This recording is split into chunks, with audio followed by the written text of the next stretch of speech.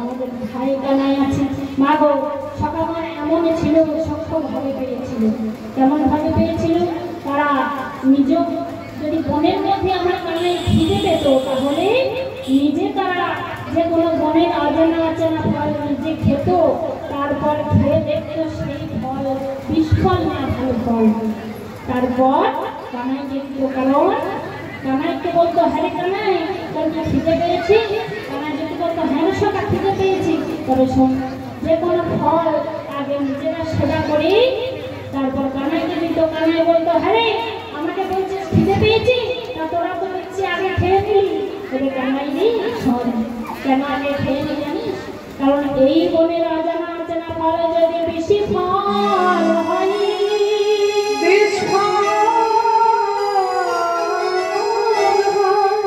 ফল খেয়ে তুই মারা যা, সেই ফল খেয়ে তুই মারা যাবি।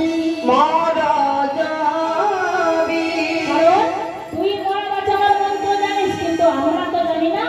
আর সেই ফল খেয়ে যদি আমরা আগে মরে যাই, তুই আমাদের বাঁচাতে পারবি, কারণ তুই মরা বাঁচানোর মন্ত্র জানিস। মরা বাঁচানোর মন্ত্র জানি, মরা বাঁচানোর মন্ত্র জানি, মরা বাঁচানোর মন্ত্র জানি।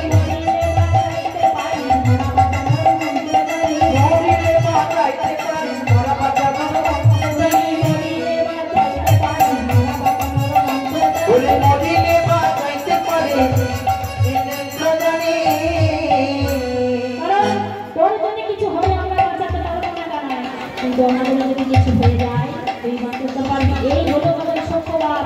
কখনো মারতো, কখনো কাঁধে যাতো, কখনো মারধর করতো, আবার কখনো তুই বলে ডাকতো, আবার কখনো কাছে টেনে নিত। কারণ সূক্ষ্মভাবেই সখাগণ ভগবানের কৃপা লাভ করেছিল হরিবল। তাই এই কালীদহের বিষয়ে